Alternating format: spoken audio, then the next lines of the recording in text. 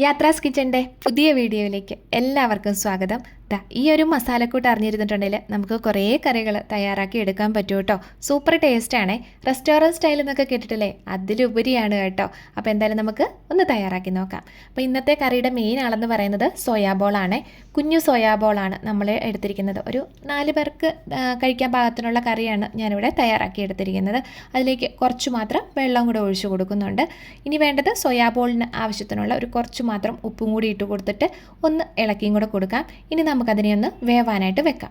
ഒരു 6-7 മിനിറ്റ് അതിൻ്റെ ആവശ്യമുള്ളൂ. ഇപ്പോൾ ഒന്ന് വെന്ത് കിട്ടിയിട്ടുണ്ട് കേട്ടോ. ഒന്നുകൂടെ ഒന്ന് ഇളക്കി കൊടുക്കാം. ഇനി അതൊന്ന് തണുത്ത് വന്നോട്ടെ. അങ്ങനെ നമ്മൾ എടുത്തിട്ടുണ്ട്. ഒരു 2-3 വട്ടം ഞാനൊന്ന് കഴുകി എടുത്തിരിക്കുന്നതാണ് ഇത്. ഇനി നന്നായിട്ടൊന്ന് അതിൻ്റെ വെള്ളമൊക്കെ ഒന്ന് പിഴിഞ്ഞെടുക്കണം. ഒരുപാട് അങ്ങ് ഞെക്കി എടുക്കണ്ട, കാരണം വെന്തിരിക്കുന്നതുകൊണ്ട് സോഫ്റ്റ് ആയതുകൊണ്ടും അത് വല്ലാണ്ട് ഇതങ്ങ് ഉടഞ്ഞു പോകും. അങ്ങനെ നമ്മളെല്ലാം ഒന്ന് വെള്ളമൊക്കെ കളഞ്ഞ് നല്ല രീതിയിലൊന്ന് പിഴിഞ്ഞെടുത്തിട്ടുണ്ട്. ഇനിയാണ് നമുക്കൊരു മസാലക്കൂട്ട് തയ്യാറാക്കേണ്ടത്. അതിനായിട്ട് ഏതെണ്ണ വേണേലും നിങ്ങൾക്ക് ഉപയോഗിക്കാവുന്നതാണ്. ഞാനിവിടെ വെളിച്ചെണ്ണ തന്നെയാണ് ഉപയോഗിച്ചിരിക്കുന്നത്. 1 ടേബിൾ സ്പൂണെങ്കിലും ഒഴിച്ചു കൊടുക്കുക. പിന്നെ വേണ്ടത് മുളക് പൊടി, എരിവിനനുസരിച്ചുള്ള മുളക് പൊടി ചേർത്ത് കൊടുക്കാവുന്നതാണ്. 1/4 ടീസ്പൂൺ മാത്രം മഞ്ഞൾപ്പൊടിയും 1 ടേബിൾ സ്പൂണോളം തന്നെ ചിക്കൻ മസാലയും നമ്മളിതിലേക്ക് ചേർത്ത് കൊടുക്കുന്നുണ്ട്. പിന്നെ വേണ്ടത് പുളിയില്ലാത്ത കട്ടത്തൈരാണ്. കുറച്ച് മല്ലിയില ചേർത്ത് കൊടുക്കുന്നുണ്ട്. പിന്നെ നമ്മൾ എടുത്തിരിക്കുന്നത് കാഷ്യൂനട്ടാണ്. കശുവണ്ടി നമുക്കിതൊന്ന് അരച്ചെടുക്കണം. ഒരു കുഞ്ഞു കൈപ്പിടിയോളം തന്നെ എടുത്തിട്ടുണ്ട്. ഇനി ഇത് കുറവാണെന്നുണ്ടെങ്കിൽ ഈ ഒരു 10-12 ഒക്കെ കാഷ്യൂനട്ട് എടുത്തിട്ട് അതിൻ്റെ കൂടെ നിലക്കടലയുണ്ടല്ലോ അതും കൂടെ ചേർത്തിട്ട് അരച്ചെടുത്തിരുന്നാലും മതിയാവും. ഇച്ചിരി വെള്ളം കൂടെ ഒഴിച്ചിട്ട് നല്ല രീതിയിലൊന്ന് അരച്ചെടുത്തിട്ടുണ്ട്. അതും കൂടെ നമുക്ക് നമ്മുടെ ഈ തൈരിൻ്റെ മിക്സിലേക്ക് ഒഴിച്ചു കൊടുക്കാവുന്നതാണ്. ഇനിയേ വെള്ളം ചേർത്തിട്ട് എടുത്ത് ഇതിലേക്ക് ഒഴിച്ചു കൊടുക്കരുത്. ബാക്കി ആ മിക്സിയുടെ ജാറിൽ വരുന്നത് കൈകൊണ്ട് തന്നെ നന്നായിട്ട് അതിലോട്ട് വടിച്ചങ്ങോട്ട് ഇട്ട് കൊടുത്തിരുന്നാലും മതിയാവും. 1 ടീസ്പൂൺ ഇഞ്ചി വെളുത്തുള്ളി പേസ്റ്റ് ഇട്ട് കൊടുക്കുന്നുണ്ട്. ഒരു കുറച്ച് മാത്രം ഉപ്പ്, അതായത് നമ്മൾ ഓരോന്നിനും ഓരോ ഭാഗത്തിനാണ് ഉപ്പ് ചേർത്ത് കൊടുത്തിരിക്കുന്നത്. അപ്പോൾ ഈ മസാലക്കൂട്ടിനുള്ള ഉപ്പാണ് നമ്മളിപ്പോൾ ഇതിലേക്ക് ചേർത്ത് കൊടുത്തിരിക്കുന്നത്. എല്ലാം കൂടെ കൂട്ടി നല്ല രീതിയിലൊന്ന് മിക്സ് ചെയ്തെടുക്കാവുന്നതാണ്. കൈകൊണ്ട് മിക്സ് ചെയ്യണമെന്ന് വലിയ നിർബന്ധമൊന്നുമില്ല. ഒരു സ്പൂൺ വെച്ചിട്ട് ഇതുപോലൊന്ന് മിക്സ് ചെയ്തെടുത്തിരുന്നാലും മതിയാവും. സൂപ്പർ മണമാണ് ഈ വരുന്നത്. നമ്മളിങ്ങനെ മിക്സ് ചെയ്തുകൊണ്ടിരിക്കുമ്പോൾ തന്നെ അടിപൊളിയാണ്. കിടിലൻ മസാലയാണ് കേട്ടോ. ഈ ഒരു മസാലക്കൂട്ടിൽ നമുക്ക് ബ്രോക്കോളി, കോളിഫ്ലവർ, ചിക്കൻ, പനീർ എന്ന് വേണ്ട അങ്ങനെ കുറേ ഐറ്റംസ്, മഷ്റൂം ഒക്കെ നമുക്ക് തയ്യാറാക്കി എടുക്കാൻ പറ്റും. അത്രയും എളുപ്പവുമാണ്. നമുക്ക് കാണുന്ന പോലെയല്ല, വളരെ എളുപ്പമായിട്ട് തയ്യാറാക്കി എടുക്കാൻ പറ്റുന്നതാണ്. അങ്ങനെ നമ്മുടെ മസാലക്കൂട്ട് ഇവിടെ റെഡിയായി വന്നിട്ടുണ്ട്.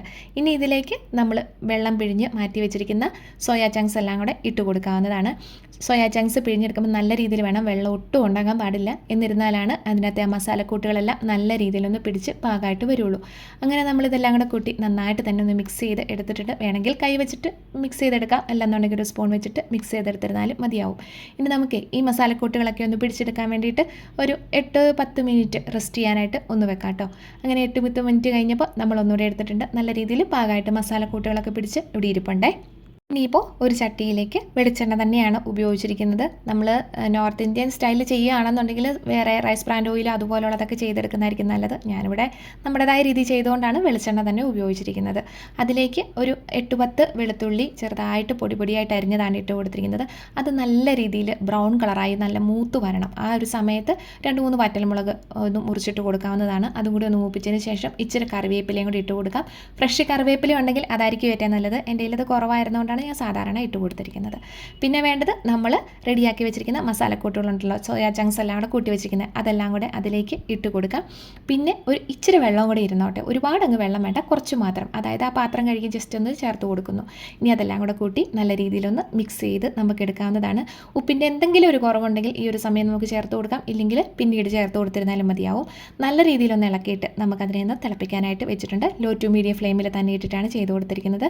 ഇടയ്ക്കൊന്ന് ഇളക്കി കൊടുക്കാനായിട്ട് മറക്കരുത്. കാരണം വെച്ചിട്ടുണ്ടെങ്കിൽ ചെറുതായിട്ട് ചട്ടിയിലൊക്കെ ആകുമ്പോൾ പിടിക്കാനുള്ള സാധ്യതയുണ്ട്. അങ്ങനെ ഞാൻ 1-2 വട്ടം ഇതുപോലെ ഒന്ന് ഇളക്കി കൊടുത്തിട്ടുണ്ടായിരുന്നു.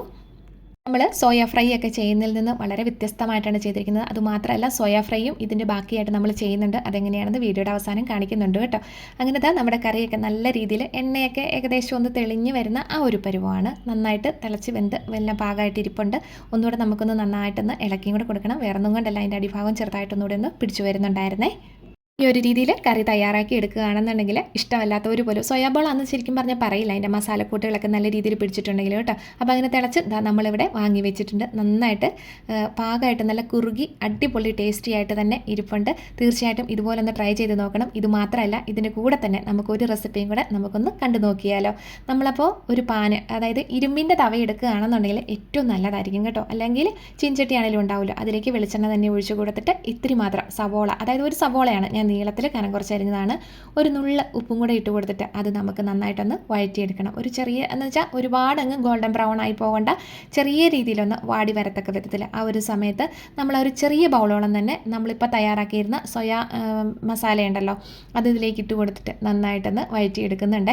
അതിൻ്റെ ആ ഒരു വെള്ളമൊക്കെ ഒന്ന് വലിഞ്ഞ് വരത്തക്ക വിധത്തിൽ വേണം. അപ്പോൾ അങ്ങോട്ടും ഇങ്ങോട്ടും ഇട്ടിട്ട് 2 സ്പൂൺ വെച്ചിട്ട് ചെയ്യുവാണെങ്കിലും കുഴപ്പമില്ല, 1 വെച്ചിട്ട് ചെയ്താലും കുഴപ്പമൊന്നുമില്ല കേട്ടോ.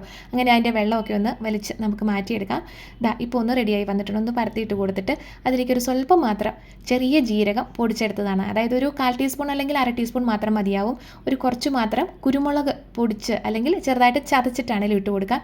ഇച്ചിരി മല്ലിയിലയും കൂടി ഇട്ട് കൊടുക്കുന്നുണ്ട്. മല്ലിയില ഇതിൽ കൂടിയിരുന്നാലും കുഴപ്പമില്ല കേട്ടോ. എൻ്റെ കയ്യിൽ ഒരുപാടില്ലായിരുന്നു, തീർന്നു പോയതുകൊണ്ട് ഞാനൊത്തിരി ചേർത്തിട്ടില്ല. അപ്പോൾ അതും കൂടി ഇട്ട് കൊടുത്തിട്ട് നന്നായിട്ടൊന്ന് ഇളക്കി എല്ലാം കൂടി ഒന്ന് യോജിപ്പിച്ചെടുക്കണേ. തയ്യാറാക്കി എടുക്കുകയാണെന്നുണ്ടെങ്കിൽ അടിപൊളി കിടിലനാണെന്ന് തന്നെ പറയാം.